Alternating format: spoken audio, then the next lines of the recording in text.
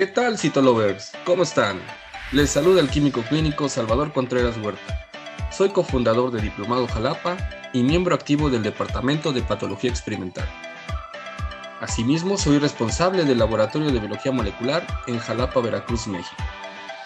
En esta ocasión, tengo el gusto de estar con todos ustedes para poder compartirles el tema de tuberculosis en este foro chat de CitoRush Training Center. Cabe mencionar que los puntos a tratar serán de manera informativa y por lo tanto de manera resumida. Bienvenidos y comenzamos.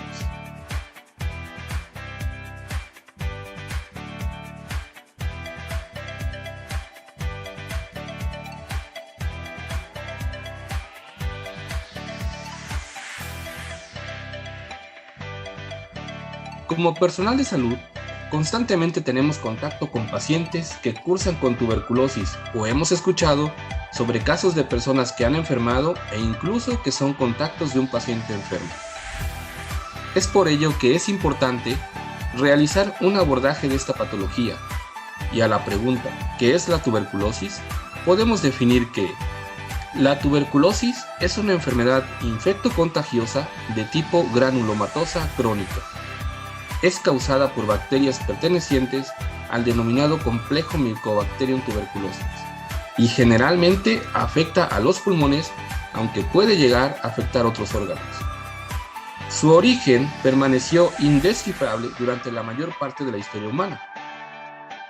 Es considerada una de las 10 primeras causas de mortalidad del mundo y la principal debido a un solo agente infeccioso, y esto la posiciona por encima del VIH-Sida.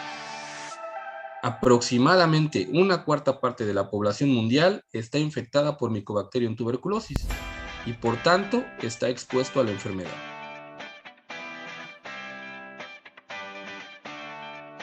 Se dice que no hay mal que dure 100 años ni cuerpo que lo aguante. Pero esta es una de las infecciones más difundidas en toda la humanidad.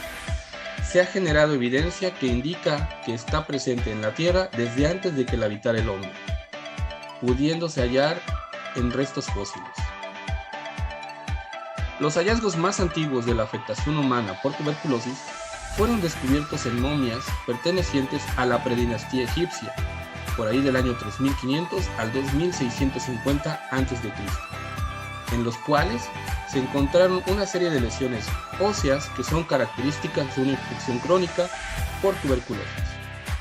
La tuberculosis, clínicamente, fue descrita alrededor del año 1000 a.C. por Hipócrates, quien la denominó como tisis, término que significaba consumirse. Se sabe que durante los siglos XVII y XVIII esta enfermedad ocasionó cerca del 30% de todas las muertes en Europa.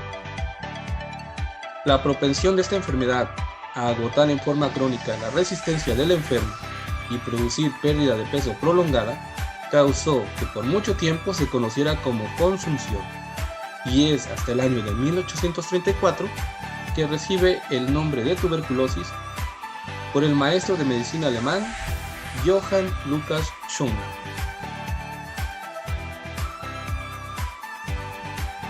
Su naturaleza contagiosa no fue reconocida hasta que en 1868 el médico francés Jean-Antoine Weidemann realiza un experimento en conejos e inyecta material de lesiones tuberculosas humanas y con ello identifica a esta enfermedad como una enfermedad infectocontagiosa a causa de una bacteria. Hasta el 24 de marzo de 1882, Robert Koch anuncia a la Sociedad de Fisiología de Berlín que había cultivado el bacilo de la tuberculosis, siguiendo el trabajo que anteriormente había realizado el Dr. Bigleman. Como dato interesante, este médico, Robert Koch, era un profesional tan normal enfocado al trato de los pacientes, pero su interés científico se catapulta cuando su esposa le regala su primer microscopio, y surge en él ese estímulo por descubrir más sobre el mundo microscópico. Debido al poco conocimiento y falta de un tratamiento efectivo, muchas personas enfermaron y fallecieron a causa de la tuberculosis. Encontramos personajes famosos que cursaron con tuberculosis. Entre ellos podemos mencionar a Franz Kafka, a Gustavo Adolfo Becker, François-Marie Arouet-Bolger, Frédéric Chopin, Simón Bolívar y Nelson Mandela. A lo largo de los años, la tuberculosis ha tenido presencia en todos los ámbitos, siendo representada incluso en el teatro, la literatura y el cine. Y como muestra tenemos algunas películas que han manejado esta temática. En su epidemiología, la OMS reporta que la tuberculosis es la principal causa de muerte infecciosa del mundo, sobre todo en poblaciones de nivel socioeconómico bajo que no tienen acceso a servicios médicos de salud. La tuberculosis es la principal causa de muerte en personas con VIH y una de las principales causas de muerte relacionadas con la resistencia a los antimicrobianos, lo cual la hace en muchas ocasiones una enfermedad resistente a los antibióticos. En el año 2018, 1.5 millones de personas murieron a causa de la tuberculosis, dentro de las cuales se incluyen 251,000 personas con VIH. Esta enfermedad afecta tanto a mujeres como a hombres y va desde los niños en edad pediátrica hasta los adultos mayores. Los hombres tienen un porcentaje mayor de contagio que las mujeres. Se calcula que una cuarta parte de la población mundial tiene tuberculosis latente, término aplicado a las personas infectadas por el bacilo, pero que aún no han enfermado ni pueden transmitir la infección. Mycobacterium tuberculosis, o el bacilo de Koch, es el miembro más conocido del complejo Mycobacterium tuberculosis y considerado el más importante agente de la tuberculosis en humanos. No obstante, este complejo incluye especies y subespecies de significancia humana y veterinaria, como lo son Mycobacterium caneti, Mycobacterium africanum, Mycobacterium microti y Mycobacterium bovis. Mycobacterium tuberculosis mide entre 2 y 5 micrómetros de largo y 0.2 a 0.3 de ancho. Adopta una forma de bastoncillo con extremidades redondeadas. En los extendidos de expectoraciones de pacientes enfermos se le encuentra de forma individual o agrupados. Es catalogada como una bacteria gram positiva, frecuentemente incolora, estrictamente aerobia, y su crecimiento está subordinado a la presencia de oxígeno y al valor del pH del medio. Su multiplicación es muy lenta y en circunstancias adversas puede entrar en un estado latente, pudiendo retrasar su multiplicación desde algunos días hasta varios años. En algunos estudios se ha observado que es sensible al calor, a los rayos ultravioleta y a la acción de la luz solar indirecta. Pero debido a su alto contenido de lípidos, presenta una resistencia aumentada a los desinfectantes químicos y a la desecación.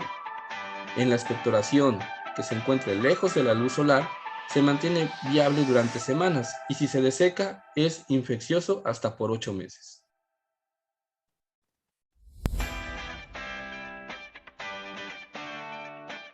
¿Cuáles son las formas de transmisión? La infección de una persona previamente no expuesta en general es leve y de resolución espontánea. En casos muy raros puede llegar a progresar directamente hacia la enfermedad generalizada de forma severa. Sin embargo, con mucha mayor frecuencia la persona infectada se cura y nunca manifiesta la tuberculosis. Mycobacterium tuberculosis se transmite de persona a persona a través de núcleos en forma de gotitas, los cuales se van a propagar cuando los sujetos con tuberculosis tosen o hablan. Cerca del 10% de estas gotitas diseminadas en forma de aerosol, cuando las personas hablan, permanecen viables en el aire y debido a su tamaño tan pequeño, estas gotitas se desplazan y llegan a los bronquis de otras personas para migrar a los alvéolos, donde se inicia la infección. La habilidad que tiene Mycobacterium tuberculosis para producir una infección crónica y causar enfermedad en un subgrupo de individuos infectados va a depender de muchos factores, entre ellos el factor de virulencia, lo cual capacitan a esto para entrar y sobrevivir indefinidamente dentro de las células fagocíticas mononucleares y evadir los mecanismos antimicrobianos.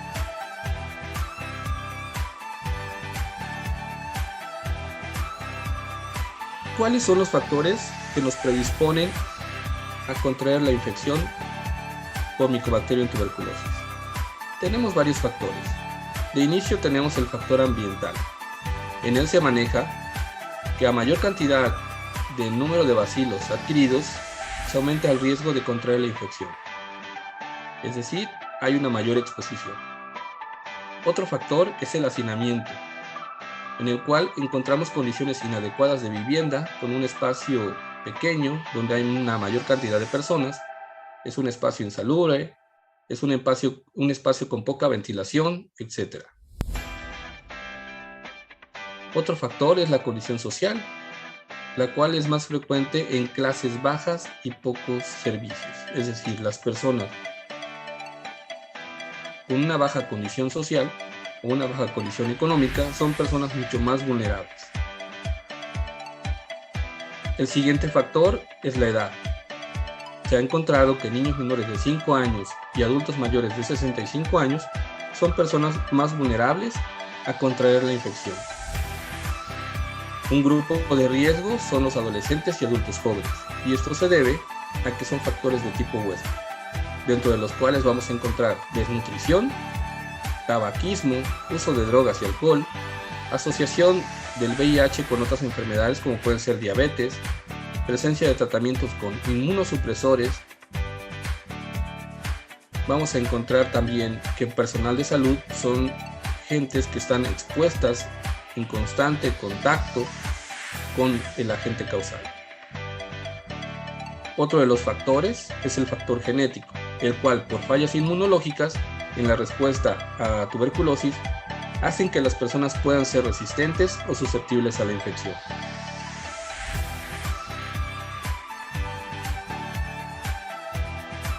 ¿Cuáles son los síntomas que se pueden presentar en esta enfermedad? Dentro de los principales síntomas tenemos a la tos persistente con expectoración por 15 días o más. Puede haber también expectoración escasa y no purulenta. El paciente va a manifestar dolor de tórax, puede ser notable la pérdida de peso y apetito, presencia de fiebre, sudoración por las tardes o noches, cansancio, fatiga. Y en algunos casos, la presencia de tos, expectoración y dolor de tórax es una reacción normal del organismo. Esto se debe a la presencia de inflamación de los tejidos y mayor presencia de células de tipo inflamatorio. La presencia de interleucinas tiene gran importancia en los síntomas de la enfermedad, y dentro de ellas encontramos a dos, como puede ser la interleucina 1, la cual actúa como un mediador de la fiebre que presenta a los pacientes con tuberculosis como un mecanismo de evasión. El factor de necrosis tumoral interfiere en el metabolismo de los lípidos y conduce a una pérdida de peso, la cual es notable en estos pacientes que cursan con tuberculosis. Hay que recordar que una persona puede ser infectocontagiosa todo el tiempo durante el cual se encuentra expulsando en la expectoración bacilos tuberculosos que se encuentren viables, y que estos pacientes pueden terminar en complicaciones graves como son el derrame pleural, la linfadenitis periférica, la hemoptisis, el empima o la fístula broncopleural. La tuberculosis, que es tuberculosis pulmonar generalmente, se va a dividir en localizada o en diseminada. La tuberculosis primaria es considerada como la enfermedad de las personas que se infectan por primera vez y en general suele ser leve y a menudo asintomática. Sin embargo, de forma ocasional, la enfermedad primaria progresa directamente hacia una enfermedad de tipo sistémico y en la mayoría de los casos sigue un patrón general. En el primer estadio, inicia la inhalación del bacilo tuberculoso y su implantación en los alveolos. Después, la bacteria se disemina por circulación linfática hacia los nódulos linfáticos del pulmón. Los macrófagos alveolares fagocitan al bacilo formando el denominado complejo primario o complejo de Ghon. En este estadio, la destrucción de la micobacteria depende de la capacidad microbicida intrínseca de los fagocitos del huésped y que ésta supere los factores de virulencia de la micobacteria. La tuberculosis primaria puede seguir dos caminos. En algunas personas las lesiones curan de forma espontánea y se pueden fibrosar o calcificar.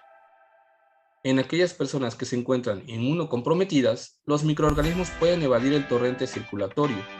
Luego pueden localizarse y causar la enfermedad. Los microorganismos intracelulares pueden ser mantenidos bajo control durante lapsos prolongados, y esto se va a manifestar en casi cualquier órgano del cuerpo. Los bacilos de la tuberculosis son fagocitados por los macrófagos residentes en los alvéolos y los microorganismos se van a multiplicar primero dentro de estas células y luego dentro de macrófagos no residentes que se acumulan en el área. Con las micobacterias en su interior, las células recién llegadas migran a través de los vasos linfáticos de tipo iliar, donde se desarrolla una respuesta inmune dominada por células T cooperadoras. Esta secuencia de acontecimientos lleva alrededor de 30 días. A pesar de su crecimiento lento, las micobacterias pueden haberse multiplicado de forma sustancial y para este momento se encuentran en grandes cantidades.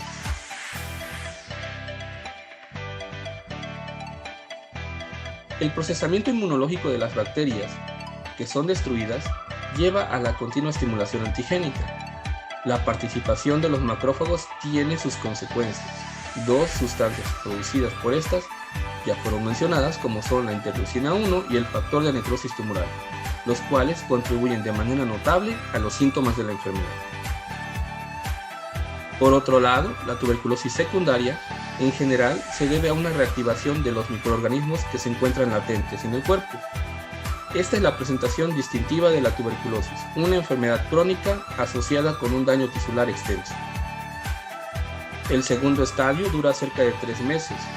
A veces las lesiones tuberculosas se licúan y forman cavernas tuberculosas llenas de aire. A partir de estas cavidades, la bacteria se puede diseminar por la circulación hematógena hacia diversos órganos, incluyendo otras partes del pulmón. Para este momento, muchos individuos de la enfermedad aguda pueden presentar en forma de tuberculosis meningia o miliar, y esta es una forma grave y se conoce como tuberculosis diseminada. Años después de haber adquirido la tuberculosis primaria, algunas personas desarrollan síntomas crónicos, necróticos y progresivos, los cuales son característicos de la tuberculosis. La exacerbación de los síntomas algunas veces puede deberse a la alteración de la función inmune. Evidentemente, cualquier compromiso del sistema inmune, compuesto por células T cooperadoras y macrófagos, puede volver a una persona anormalmente vulnerable a la reactivación de micobacterias que han estado transportadas en el cuerpo de forma latente.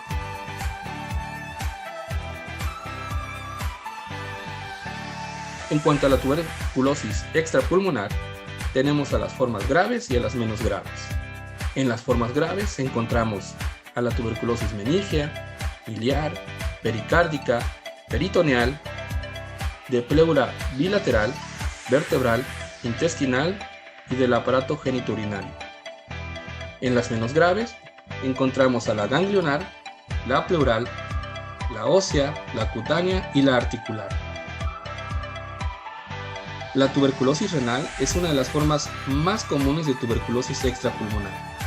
Suele ser de largo periodo asintomático y evoluciona en lesión renal y se disemina rápidamente a tuberculosis genital. Hay que sospechar de tuberculosis renal cuando el paciente cursa con infecciones urinarias recurrentes, con presencia de piuria estéril y no evoluciona con antibióticos. En estos casos, es sugerente hacer un estudio para descartar la presencia de una tuberculosis. También es importante saber diferenciar entre infección y enfermedad. En la infección por tuberculosis, el bacilo tuberculoso está inactivo en el cuerpo. La prueba cutánea de TB generalmente resulta positiva. El uso de radiografía de tórax suele ser normal. El frotis de expectoración y cultivos son negativos. La persona no tiene síntomas, por lo tanto no es infeccioso y no se le considera un caso de tuberculosis. Por otro lado, en la enfermedad de TB a nivel pulmonar, el bacilo tuberculoso se encuentra activo en el cuerpo. La prueba cutánea de TB generalmente resulta positiva.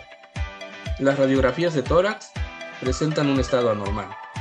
El frotis de expectoración y los cultivos son positivos.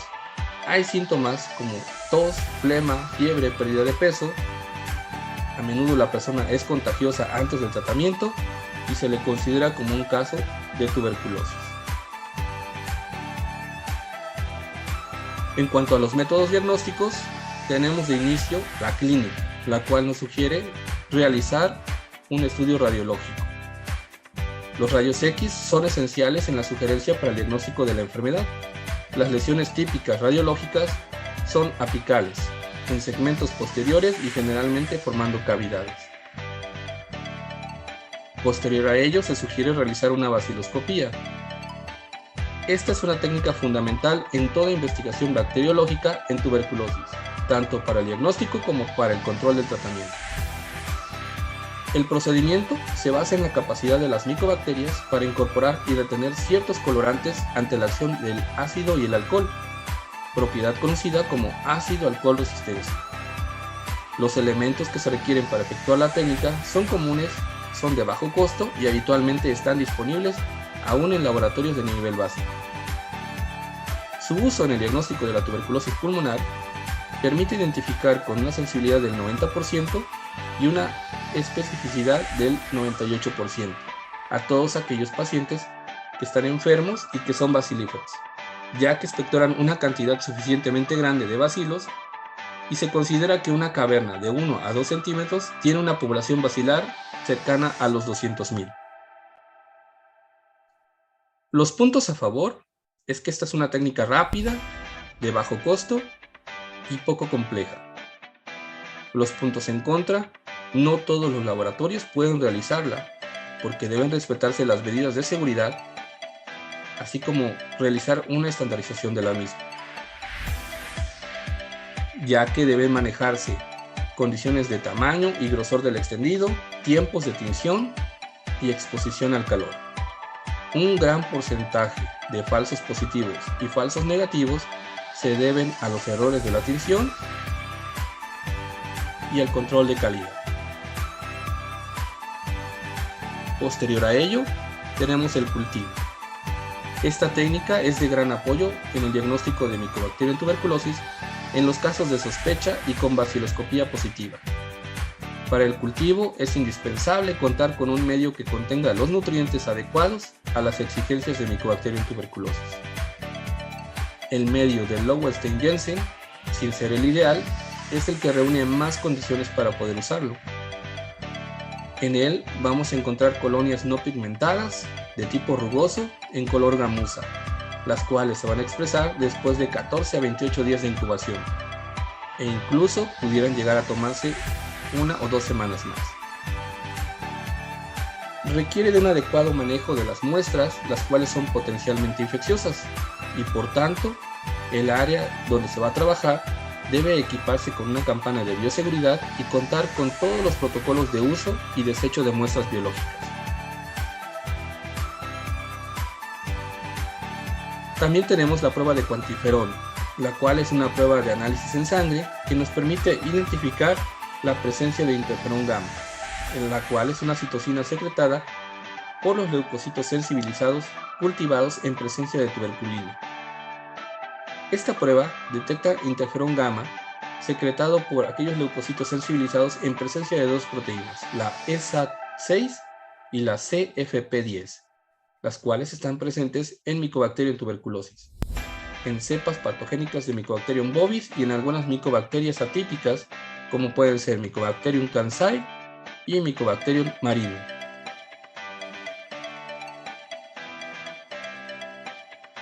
Contamos también con la inmunistoquímica, la cual es una técnica de utilidad para identificar antígenos de superficie en tejidos expuestos a Mycobacterium tuberculosis.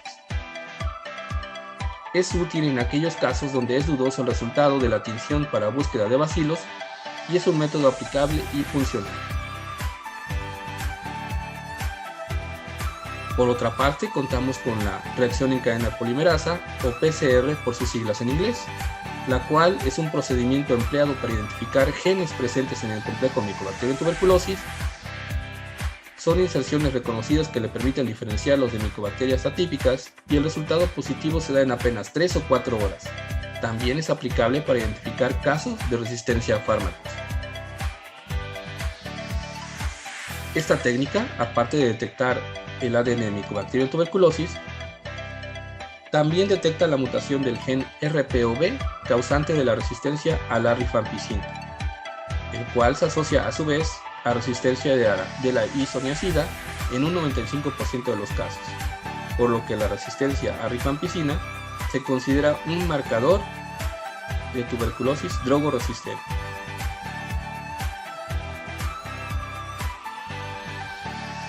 Actualmente se sigue trabajando en la terapéutica y en busca de una vacuna mucho más eficiente, lo cual ha involucrado que muchos hospitales, en muchas instituciones estén trabajando en conjunto e inclusive realizando vínculos entre universidades y países de América Latina.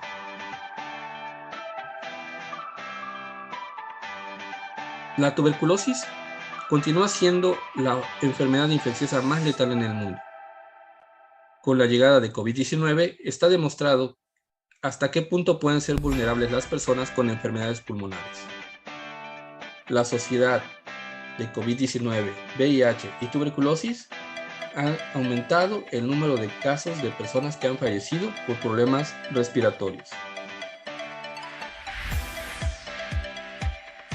Finalmente, quiero realizar una invitación a todos ustedes a un evento conmemorativo al Día Internacional en la lucha contra la tuberculosis, en la cual tendremos a expertos en el área que nos hablarán acerca de la inmunopatología, hematología, baciloscopía, cultivo microbiológico, histología y estudio molecular en pacientes con tuberculosis.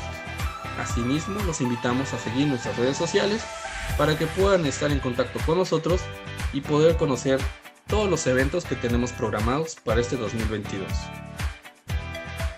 También hay que recordar que las personas enfermas de tuberculosis merecen nuestro apoyo y nuestro respeto. Y si la tuberculosis es curable, la indiferencia también. Agradezco a la plataforma CitoRush Training Center por el espacio brindado e invito a todos nuestros colegas, alumnos en formación y al público en general a suscribirse y seguirlos en todas sus redes sociales. Por mi parte es todo, que tengan un excelente día.